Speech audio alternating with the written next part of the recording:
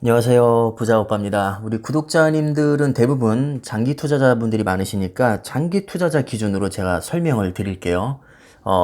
연구 결과를 보면 20대 남자들, 특히 중소형들 위주로 투자하는 사람들의 수익률이 굉장히 낮은 것으로 집계가 됐습니다.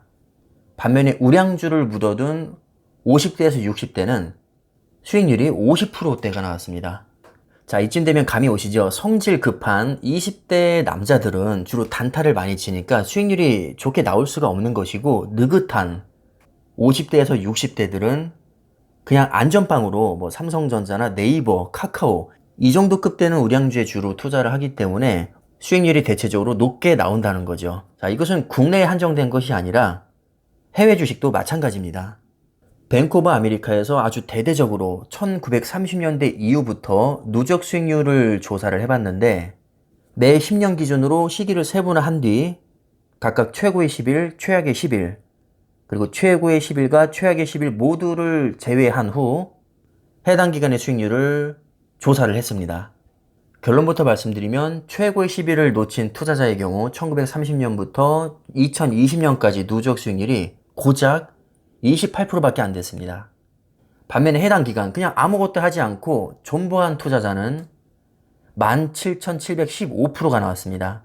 주가가 급락해서 계좌에 파란불이 들어오면 누구라도 매도 버튼을 누르고 싶습니다. 저도 사실 마찬가지거든요. 자고 일어나면 주가가 빠져 있으니까 당연히 매도 버튼을 누르고 싶은 충동이 생깁니다. 하지만 그럼에도 불구하고 제가 꾹 참는 이유는 바로 이런 객관적인 데이터가 있기 때문입니다. 제가 아무 생각 없이 그냥 미련하게 존버하는 게 아니라 세계적인 펀드 매니저들조차도 적극적으로 대응하는 수익률이 그다지 좋지 못합니다. 아니, 밥만 먹고 주식만 연구하는 세계적으로 똑똑한 그런 전문가들조차도 성과가 그렇게 안 좋은데 저 같은 일반인이 과연 그 사람들보다도 더 좋은 성과를 낼 수 있을까? 이런 의구심이 드는 거죠. 그래서 저는 그냥 제 주제를 알고 깝치지 않고 그냥 존버하고 있는 겁니다. 여기 아주 중요한 내용이 나오죠. 뱅크 오브 아메리카에서 심층적으로 분석한 결과 최고의 랠리는 늘 최악의 급락기 이후에 찾아왔다면서 장기 투자자의 경우 패닉 매도가 최고의 상승기를 놓치게 할 수 있기 때문에 수익률을 깎아먹는다. 아주 정확하게 진단을 내리고 있습니다. 더구나 1929년 이후 S&P 500 지수의 10년 수익률이 마이너스였던 적은 전체 기간에 6%밖에 안 됐습니다. 94%의 기간은 그냥 올랐다는 거죠. 그러니까 존버를 해도 좋은 수익이 나오는 겁니다. 자, 물론 최악의 하락장을 피해갈 수 있다면 더 좋은 수익률을 낼 수 있겠죠. 매 10년마다 최악의 시비를 모두 피해갔을 경우 누적 수익률은 무려 379만 3,787%가 나왔습니다. 그러니까 이론적으로 가장 베스트는 최고의 10일은 다 내가 붙어 있으면서 최악의 10일만 다 피하는 겁니다. 근데 이게 과연 가능할까요? 이건 로또 1등 당첨 확률보다도 훨씬 더 어려운 겁니다.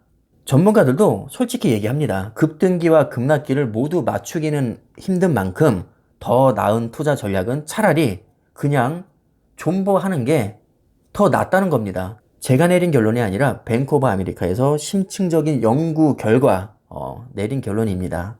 자, 얘기가 나온 김에 우리가 나스닥 100을 추종하는 QQQ 지난 약 20년 로그 차트를 보겠습니다. 왜 이런 존버 전략이 먹히는지 이 차트를 보시면 바로 이해가 가실 겁니다. 그냥 우상향하고 있잖아요. 우상향하고 있으니까 버티면 돈을 번다는 얘기입니다. 자, 이번에 S&P 500 지수를 추종하는 SPY 마찬가지로 우상향하고 있기 때문에 가만히 있어도 수익이 난다는 겁니다. 아무 근거 없이 무조건 존버해라 이러는 게 아니고 단타 친 사람 그리고 존버한 사람 다 모아놓고 조사를 해봤더니 그냥 가만히 있는 사람이 훨씬 더 수익률이 높더라는 겁니다. 그럼 이런 결론이 왜 가능하냐? 주식이 우상향하니까요. 자, 이번에는 필라델피아 반도체를 추종하는 SOXX 작년에 기초지수가 IC 반도체로 바뀌긴 했지만 바뀐 지 1년밖에 되지 않았고 어차피 수익률은 큰 차이가 없기 때문에 전혀 시황을 파악하는 데는 문제가 없습니다. 역시 우상향하고 있죠. 자, 이번엔 테슬라. 테슬라 같은 경우는 호불호가 좀 많이 갈리는 종목이긴 한데 결론적으로 우상향했습니다. 자, 물론 지루한 행보기도 많이 있었지만 결국 이것을 버틴 사람들은 엄청나게 큰 보상을 받았죠. 역시 결론은 우상향했습니다. 마지막으로 삼성전자. 자, 삼성전자도 만만치 않게 로그 차트를 보면 아주 꾸준하게 오랫동안 성장을 해왔습니다.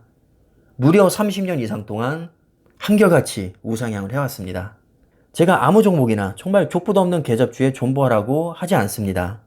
S&P 500, 나스닥 100, 애플, 마이크로소프트, 구글, 아마존, 엔비디아, 삼성전자 이 정도 클래스 되는 기업에 제가 장기 투자하라고 하지 웬 족보도 없는 잡주에 무조건 존버하라고 단 한 번도 저는 얘기한 적이 없습니다.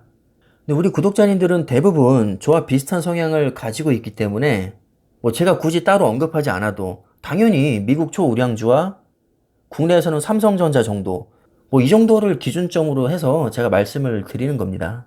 분명히 요즘에 좀 자괴감이 들고 내가 장기 투자를 잘하고 있는 건가? 이거 아무리 생각해도 하락장 정통으로 얻어맞고 있어서 그렇게 좋은 생각이 아닌 것 같은데 이거 시황 봐가면서 내가 좀 단타를 쳐야 되나? 분명히 이런 유혹이 많이 생기실 겁니다. 어느 정도 비중 조절이나 제한적인 매매는 할 수 있겠지만 기본적인 마인드 자체는 장기 투자로 세팅을 하셔야 됩니다.